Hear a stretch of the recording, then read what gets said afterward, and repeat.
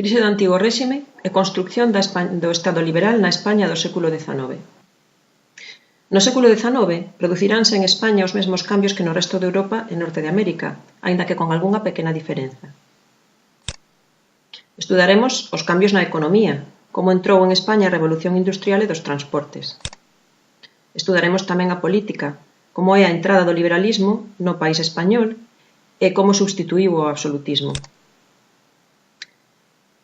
E tamén veremos a sociedade, como se pasou dunha sociedade estamental a unha sociedade de clases. Empezamos pola economía. Neste apartado da economía, España non sufriu os mesmos cambios que outros países europeos. A industrialización foi moi escasa, e iso se desenvolveu nalgunhas rexións e de maneira máis feble que noutros países. E aínda que se introduciron novos medios de transporte como o ferrocarril, o país continuou mal comunicado. España deixará de ser unha das nacións máis importantes do mundo como fora no pasado, como se ve neste mapa, e pasará a ser unha nación de segunda orde no concerto internacional. A debilidade do crecemento económico converteu a poboación española nunha das máis pobres de Europa. E por que a revolución industrial foi tan feble en España? Poden ser moitas as causas. Hai moitos estudos de historia que intentan explicalo. Resumindo algunhas das posibles, vemos as seguintes. O relevo. O accidentado relevo español que dificulta enormemente as comunicacións. España ten unha elevada altitude media comparada coa meirande parte dos países europeos. Construir vías de ferrocarril en terreo montañoso é moito máis caro que en terreo chan, e ademais algunhas das nosas montañas son tan elevadas que tiveron que poñer locomotoras máis potentes que necesitaban un ancho de vía maior que o do resto de Europa, o que dificultaba as comunicacións. Por outra parte, a nosa situación periférica con respecto ao resto de Europa tampouco favorecía o comercio. A disposición radial das vías, tanto as do tren como as estradas, dende Madrid, ao ser esta capital, tampouco favorecía as comunicacións nin os transportes.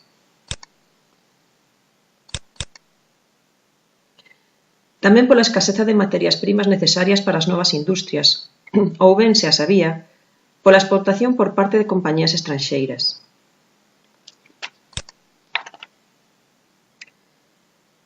A perda das colonias tamén pois influiu porque sería un territorio onde conseguir estas materias primas. No primeiro cuarto do século XIX, as colonias sudamericanas foron independizándose. E outro dos motivos é a escaseza de fontes de enerxía axeitadas. O carbón español é máis difícil de extraer e menos calórico que outros. Por outra parte, a nosa mentalidade, a mentalidade rendista. As persoas posuidoras do capital tiñan unha mentalidade rendista. En España mantívose vivo o espírito da aristocracia do antigo réxime.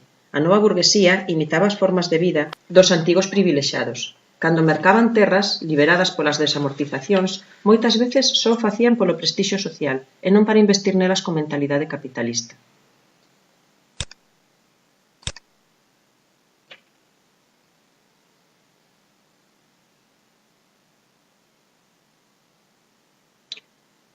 A agricultura continuou sendo o sector económico principal. Nela traballaba o 70% da poboación activa. A principal transformación que se produciu na agricultura foi a liberalización das terras. Desde o antigo réxime, parte das terras estaban vinculadas á aristocracia, á igrexa ou aos concellos, e non se podía vender nin ceder. A liberalización das terras foi unha iniciativa dos liberais, e fíxose de dous xeitos. Abolíronse os morgados. Agora os nobres podían dividir as súas terras e vendelas. Desamortizáronse as chamadas mans mortas, é dicir, as terras que non podían cambiar de mans, non podían mercarse, venderse nin cederse, porque estaban vinculadas á igrexa ou aos concellos. O Estado incautábase delas e vendíallas a particulares.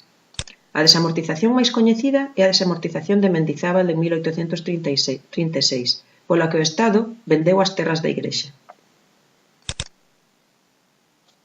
E para que facía isto de desamortización? Facíase por dous motivos principais. O primeiro, o máis evidente, para gañar cartos, o Estado, e pagar as débedas e os gastos das guerras. O segundo, menos visible, para gañar partidarios para a causa liberal.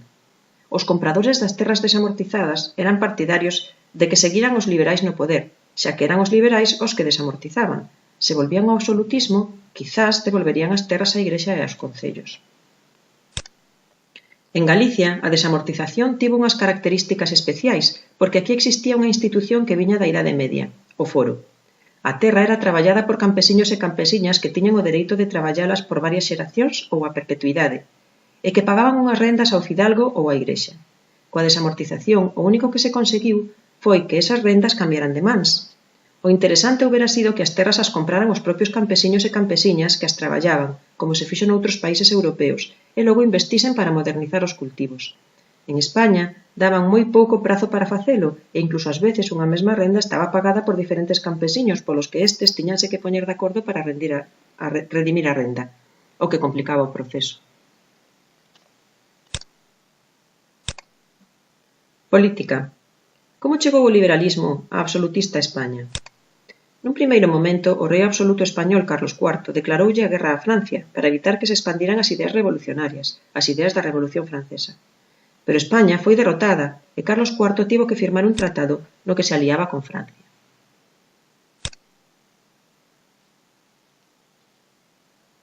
As tropas de Napoleón Bonaparte entraron en España como aliadas, pero se comportaban como invasoras. A situación creou un gran malestar na poboación, malestar que intentou aproveitar o fillo do rei Fernando, o futuro Fernando VII, para intentar que o seu pai lle cedese a coroa. Napoleón Bonaparte aproveitou as rivalidades entre pai e fillo para obrigalos a abdicar no seu irmán Xosé Bonaparte, que se converteu en rei de España.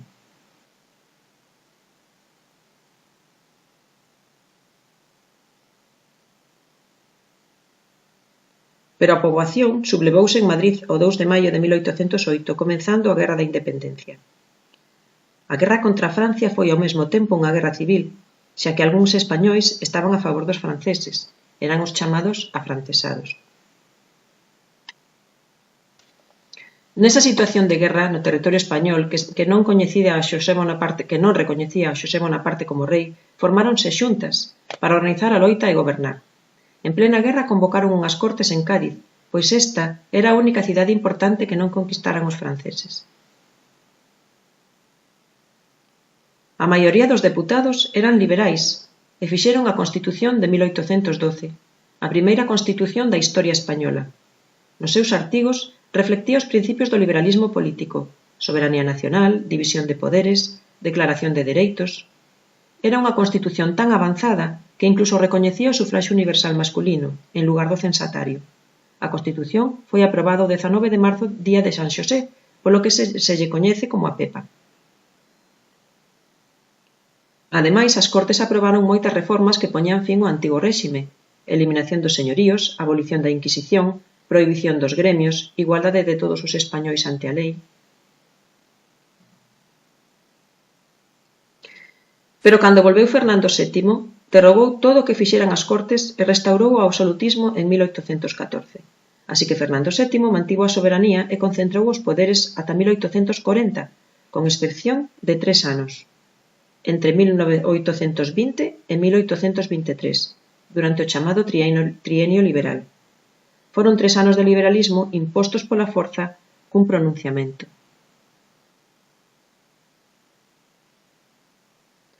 Por aqueles anos estaba en vigor unha lei sálica que prohibía que reinara unha muller. Pero Fernando VII non tivera fillos varóns, así que esperábase que reinara seu irmán Carlos. Fernando VII promulgou unha norma, a pragmática sanción, que anulaba a lei sálica, con fin de que a súa filla Isabel puidese reinar. Moitos absolutistas apoiaron a don Carlos, e ao longo do século XIX houbo varias guerras civís chamadas guerras carlistas, nas que se enfrontaban os absolutistas cos liberais, que apoiaron a Isabel II. Isabel II reinou entre 1833 e 1868, aínda que cando comezou o seu reinado ela tiña tan só 3 anos, polo que ao principio houbo varias rexencias. Ao longo do seu reinado houbo tensións entre os propios liberais, que se dividían en moderados e progresistas. Os moderados eran partidarios de manter gran parte do poder en mans da raíña. A soberanía era compartida entre a raíña e as cortes. A raíña mantiña o dereito de veto e mantiña o poder executivo. Tamén defendían un Estado católico, no que se prohibira a práctica doutras relixións. Os progresistas defendían a soberanía nacional, limitaban moito os poderes da raíña e querían que España fora católica oficialmente, pero sen prohibir outras relixións. Os moderados defendían un sufraxio moito máis restringido que o dos progresistas, aínda que estes últimos ao principio tampouco defendían un sufraxio totalmente universal. Fixéronse varias constitucións en función de quen chegase ao poder en cada momento. O reinado de Isabel II rematou cunha revolución en 1868 que triunfou rapidamente sen derramamento de sangue.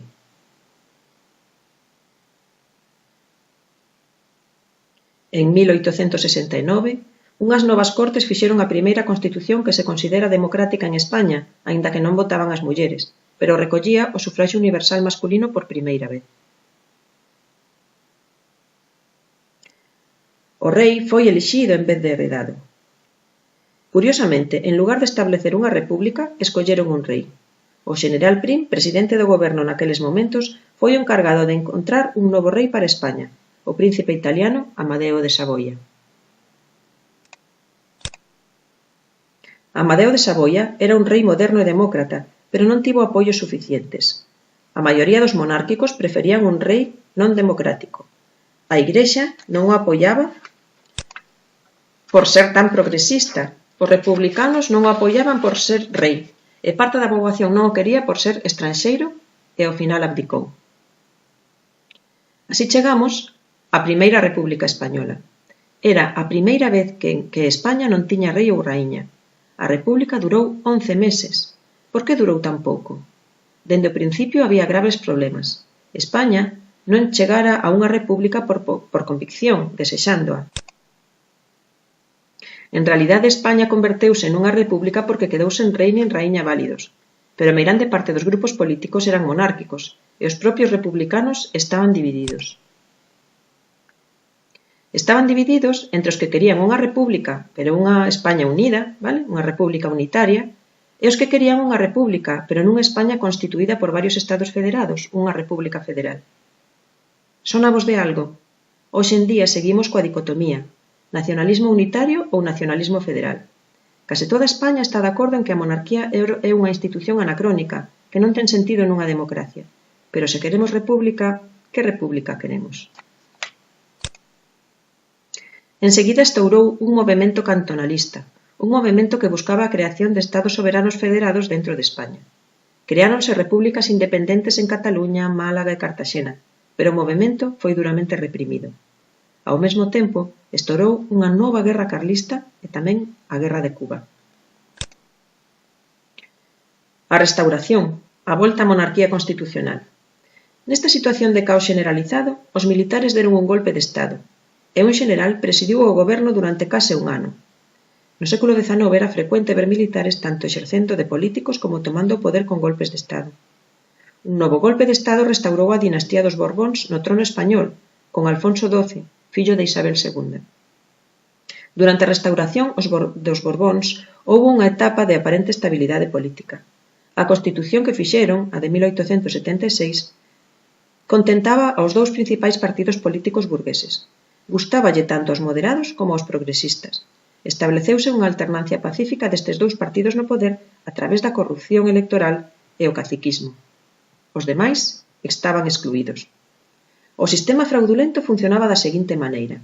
O rei decidía primeiro o partido que iba a formar goberno e despois convocaba eleccións que se amañaban para que esgañase ese partido. No campo, os individuos poderosos, os caciques, forzaban a poboación rural a que votasen o partido que conviña para a formación de goberno.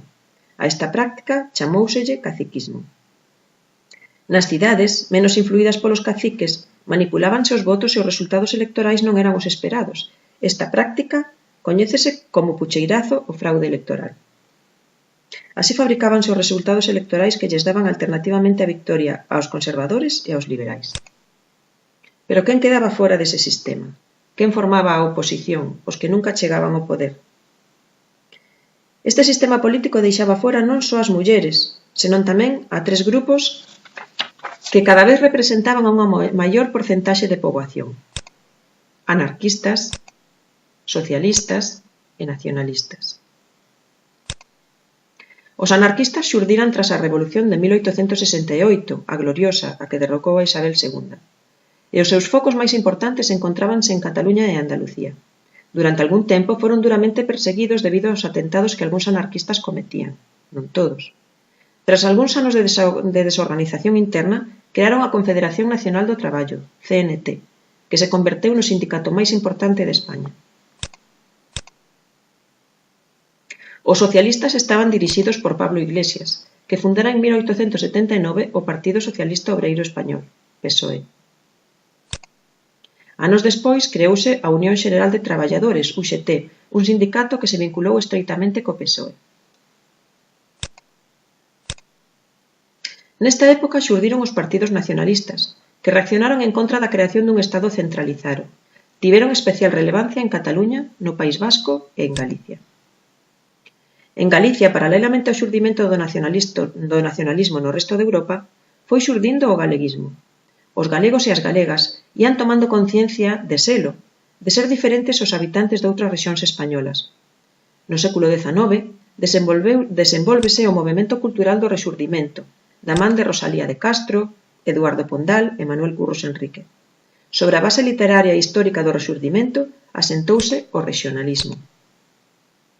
Unha corrente política que tiña dúas vertentes, o rexionalismo conservador, emparentado co carlismo, cuxo principal representante é Alfredo Brañas, e o racionalismo liberal, máis influenciado polo federalismo, cuxo principal representante foi Manuel Murguía, o marido de Rosalía de Castro.